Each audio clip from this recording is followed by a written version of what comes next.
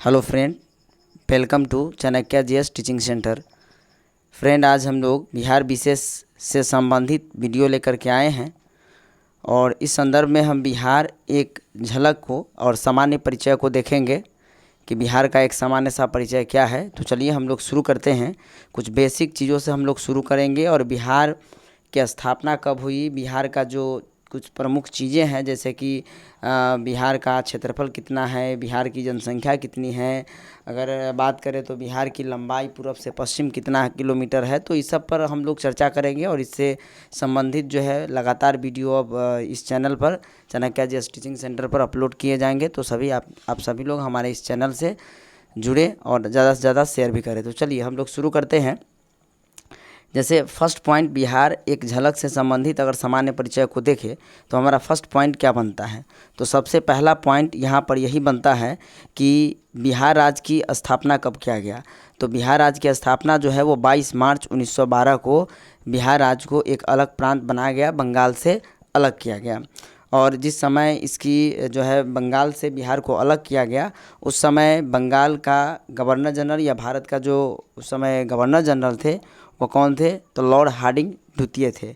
Lord Hardinge के समय ही जो है 22 मार्च 1912 को बंगाल से बिहार को एक अलग प्रांत बनाया गया। ठीक उसी प्रकार 1936 में बिहार से जो है उड़ीसा अलग हुए और 15 नवंबर 2000 को, जैसा कि हम लोग जानते हैं, झारखंड जो है बिहार से 18 जिलों को काट करके एक झारखंड अलग राज्य को बनाया गया।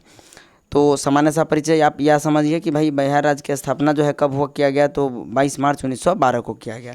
बिहार राज्य की राजधानी कहाँ है, तो पटना है। और बिहार में कुल कितने ज़िले हैं, तो 38 ज़िले हैं। बिहार का जनसंख्या घनत्व कितना है, 1106 प्रति वर्ग किलोमीटर में है। और कुल भौगोलिक क्षेत्रफल की बात करें तो इस यहाँ का जो कुल भौगोलिक क्षेत्रफल है वो 2.86 है संपूर्ण भारत का, और है कितना, 94,163 वर्ग किलोमीटर। 94,163 वर्ग किलोमीटर। चलिए आगे बढ़ते हैं, कुछ और पॉइंट्स को हम लोग चर्चा करते हैं और इसी संबंध में हम लोग पॉइंट को देखें। जैसे यहाँ देखिए हमारा फर्स्ट पॉइंट है कि उत्तर से दक्षिण बिहार राज्य की लंबाई कितना है। तो उत्तर से दक्षिण बिहार राज्य की जो लंबाई अगर बात करें, ये उत्तर से दक्षिण अगर बिहार राज्य की लंबाई की बात करें तो वो 345 किलोमीटर है। ठीक है, 345 kilometre, 345 kilometre. Okay, next point है कि भाई बिहार राज्य का जो लंबाई है वो पूरब से पश्चिम कितना है, तो पूरब से पश्चिम 483 किलोमीटर है। इस बात को याद रखिएगा। ठीक उसी प्रकार से अगर बात करें तो बिहार राज्य की सीमा जो है वो किन किन क्षेत्रों से लगा हुआ है, किन किन राज्यों से लगा है, तो 3 राज्य से बिहार राज्य की सीमा लगा हुआ है ना। इसमें पश्चिम बंगाल पूरब से है, पूरब से पश्चिम बंगाल का सीमा लग रहा है। ठीक उसी प्रकार से यहाँ पर बात करें तो पश्चिम में उत्तर प्रदेश की सीमा लग रही है और यहाँ दक्षिण में जो है वो झारखंड राज्य की सीमा लग रही है। जबकि अगर बात करें उत्तर में, तो उत्तर में एकमात्र देश की सीमा लग रही है बिहार से, और वह है नेपाल। तो इस तरह से ये पॉइंट क्लियर हुआ आपका। नेक्स्ट है, यहाँ पर बात करें कि राज्य की सीमा से लगा देश कितना है, तो मात्र एकमात्र देश है और वह नेपाल की सीमा लगती है बिहार से। ठीक उसी प्रकार से यहाँ बात करें नेपाल की सीमा से लगे जो जिलों की संख्या कितना है, तो 7 जो है डिस्ट्रिक्ट्स है बिहार के जो नेपाल के सीमा से लगता है। और उत्तर में नेपाल है, तो यहाँ बात करें कौन कौन सा जिला लगता है नेपाल से, तो पहला है पश्चिमी चंपारण, दूसरा है पूर्वी चंपारण, तीसरा है सीतामढ़ी, चौथा है मधुबनी, पाँचवा है सुपौल, छठा है अररिया और सातवां है किशनगंज। तो इस तरह से याद रखेंगे, पश्चिम चंपारण, पूर्वी चंपारण, सीतामढ़ी, मधुबनी, सुपौल, अररिया और किशनगंज। यानी अगर बात करें तो बिहार का सबसे पूर्वी जिला कौन है, तो किशनगंज है। बिहार का सबसे पश्चिमी जिला कौन है, तो पश्चिमी चंपारण है। तो बिहार के सीमा से यानी नेपाल के सीमा से लगे बिहार के ज़िले जो है उनकी संख्या कितना है, 7 है। तो इसको याद रखिएगा। नेक्स्ट प्रश्न है आपका यहाँ पर, अगर बात करें टॉपिक, तो उत्तर प्रदेश की सीमा से कितने ज़िले लगते हैं, तो उत्तर प्रदेश की सीमा से जो है वो 8 ज़िले लगते हैं। और उत्तर प्रदेश जो है आपको मैंने यहाँ बताया कि उत्तर प्रदेश यहाँ पर है कि नहीं, पश्चिम में उत्तर प्रदेश है। तो पहला ज़िला है पश्चिम चंपारण, दूसरा ज़िला है गोपालगंज, तीसरा है सिवान, चौथा है सारण, पाँचवा है आपका भोजपुर, छठा है बक्सर, सातवां है रोहतास और आठवां है कैमूर। यानी इस प्रकार 8 जिले जो है वो उत्तर प्रदेश की सीमा से लगते हैं। शुरू में यहाँ अगर बात करें पश्चिम चंपारण, फिर उसके बाद गोपालगंज, फिर उसके बाद सिवान, सारण, भोजपुर, बक्सर, रोहतास, कैमूर, इस तरह से उत्तर प्रदेश की सीमा से 8 जिले लगते हैं।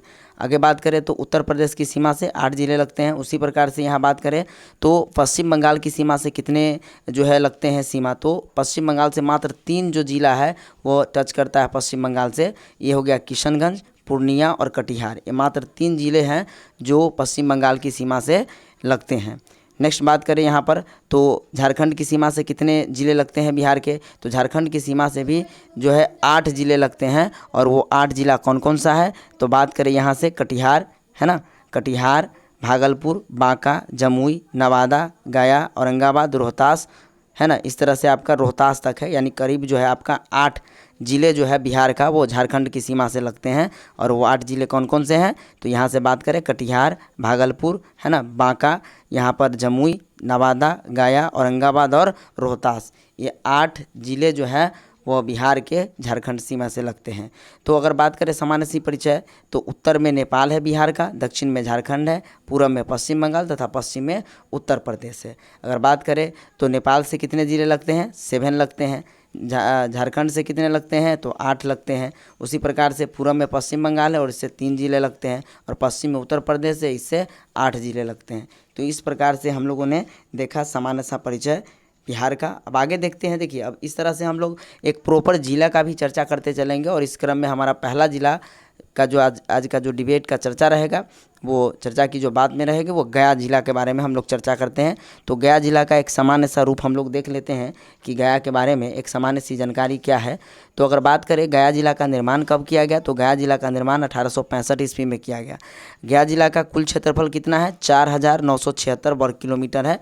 और इस तरह से आपको याद रखना है। फिर उसी तरह से लोकसभा की कुल सीटें कितना है, 1 है, जबकि विधानसभा की सीट कितना है, 10 है। यहाँ का प्रसिद्ध स्थल क्या है, बोध गया है। ठीक है, तो ये कुछ सामान्य सा परिचय गया जिला के बारे में हमने आपको बताया। इस तरह से आप देख सकते हैं कि भाई गया जिला का जो है संबंधित कौन कौन सा जो है इसके सीमा से लगा हुआ जिला है। तो बात करें पूर्व में नवादा है, अगर बात करें तो पश्चिम में केवल एकमात्र जिला औरंगाबाद लगता है, जबकि इसके बात करें तो दक्षिण में जो है एकमात्र राज्य का सीमा लग रहा है वो है झारखंड। जबकि इसकी बात करें भाई उत्तर में क्या है, तो जहानाबाद है, नालंदा है और अरवल जिला का सीमा इससे टच करता है। ये देख सकते हैं आप गया का क्या है, ये गया का सामान्य सा परिचय नक्शा है। यहाँ अगर बात करें अब कुछ महत्वपूर्ण पॉइंट को चर्चा करें हम लोग, गया सर्वाधिक तापमान वाला जिला है। और वीवीआई मोस्ट वीवीआई प्रश्न यहाँ से बन सकते हैं कि बिहार का सर्वाधिक तापमान वाला जिला कौन सा है, तो वो गया है। उसी प्रकार वर्तमान में यह मगध प्रमंडल के अंतर्गत आता है ना, मगध प्रमंडल के अंतर्गत गया जिला आता है। तो ऐसा भी प्रश्न बन सकता है कि गया जिला किस प्रमंडल के अंतर्गत आता है, तो गया जो है वो मगध प्रमंडल के अंतर्गत आता है। गया का उल्लेख पौराणिक ग्रंथों रामायण व महाभारत में भी मिलता है। तो दोनों में मिलता है, रामायण में भी और महाभारत में भी। एक मान्यता के अनुसार अगर बात करें तो इस क्षेत्र का गया नाम इस क्षेत्र में निवास करने वाले असुर गयासुर के नाम पर हुआ था। यानी गयासुर नाम का एक राक्षस इस क्षेत्र में रहते थे और उन्हीं के नाम पर इसका जो है वो गया नाम पड़ा हुआ है गया जिला का। नेक्स्ट अगर बात करें तो महाजनपद काल में यह क्षेत्र मगध महाजनपद के अंतर्गत रहा हुआ है। तो मगध महाजनपद के अंतर्गत यह जो गया क्षेत्र रहा हुआ है महाजनपद काल में। ठीक उसी प्रकार अगर बात करें नेक्स्ट पॉइंट यहाँ पर महाजनपद काल की बात अगर करें तो 12वीं शताब्दी में बख्तियार खिलजी ने इस क्षेत्र पर आक्रमण किया और उसके उपरांत यह शेरशाह सूरी तथा मुगल शासकों के अधिकार क्षेत्र में रहा।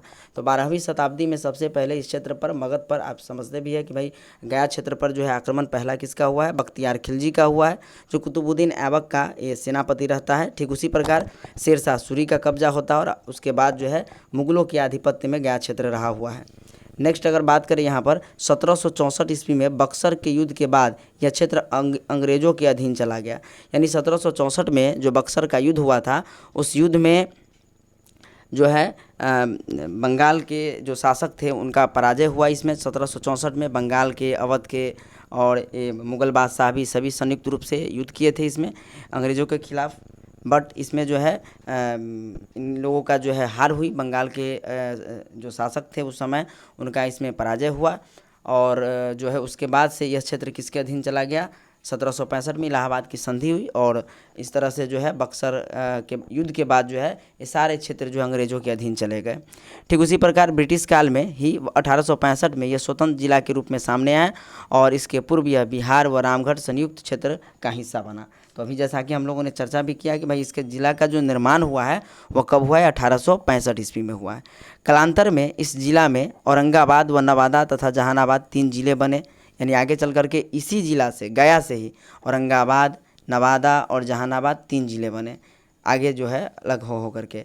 सर्वाधिक अनुसूचित जाति जनसंख्या व प्रतिशत वाला जिला कौन सा है, ये VVI प्रश्न है, यहाँ से बन सकता है VVI प्रश्न। आप याद रखिएगा कि बिहार का सर्वाधिक अनुसूचित जाति जनसंख्या एवं प्रतिशत वाला जिला कौन सा है, तो याद रखेंगे वो जिला कौन सा है, गया है। ठीक उसी प्रकार वर्ष 2011 की जनगणना के अनुसार गया जिला की जो जनसंख्या वह कितना है, तो जनसंख्या 43,91,410 है, जबकि पुरुषों की जनसंख्या 22,66,566 है, जबकि महिला की जनसंख्या यहाँ 21,24,052 है। तो इस तरह से आप याद रखिएगा। गया जिला का जो लिंगानुपात है 937 और 960 है, जबकि शिशु लिंगानुपात कितना है, प्रति 100 पुरुष पर महिला का जनसंख्या जो है 1000 पुरुष पर 937 है, जबकि शिशु लिंगानुपात 960 है। नेक्स्ट यहाँ बात करें कि भाई वर्ष 2011 के जनगणना के अनुसार गया जिला का साक्षरता दर जो है 63.37 है, जिसमें पुरुषों की जनसंख्या 73.31% है, जबकि महिलाओं की जो साक्षरता दर है वो 53.34% है। उसी तरह निरंजना, मोहना तथा पवित्र फल्गु नदी इस क्षेत्र में प्रवाहित होती है। निरंजना नदी, मोहना नदी और फल्गु नदी ये सभी जो है कहाँ से प्रवाहित होती है, गया जिला से जो है प्रवाहित होती है। वर्तमान समय में गया जिले में कुल 4 अनुमंडल है, गया सदर, टेकारी है ना, शेरघाटी, निमचक, बथनी तथा 24 तहसीलें हैं। उसी प्रकार याद रखिएगा इस जिला का जो सबसे महत्वपूर्ण बात है, गौतम बुद्ध वन्यजीव अभयारण्य किस जिला में है, तो गौतम बुद्ध वन्यजीव अभयारण्य गया जिला में है। इसके और भी प्रमुख स्थल कौन कौन सा है, फल्गु नदी तट, सीताकुंड, अक्षय वट, मंगलापुरी, मंगला गौरी, रामलीला पहाड़ी तथा प्रेतशिला पहाड़ी यहाँ के प्रमुख तीर्थ यात्रा केंद्र हैं। बात करें यहाँ पर सबसे VVI पॉइंट, 80 फुट बुद्ध की प्रतिमा, अनिमेष लोचन चैत्य, विष्णुपद मंदिर, महाबोधि मंदिर व बोधि वृक्ष बोधगया इस जिले के प्रमुख दर्शनीय स्थल है। यानी महाबोधि मंदिर भी कहाँ है, आपका गया जिला में है। 80 फुट की बुद्ध की प्रतिमा भी यहीं पर है स्थापित। मगध विश्वविद्यालय तथा दक्षिण बिहार केंद्रीय विश्वविद्यालय यहाँ स्थित है।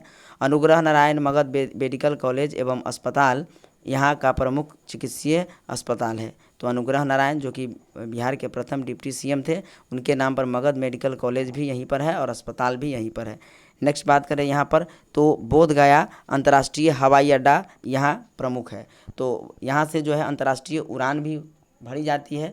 बोधगया अंतर्राष्ट्रीय हवाई अड्डा है, कहाँ पर है, तो गया जिला में है। और यह देश के प्रमुख शहरों के साथ साथ Thailand, Myanmar, Bhutan, Vietnam, Sri Lanka तथा जापान तक हवाई सेवा उपलब्ध कराता है।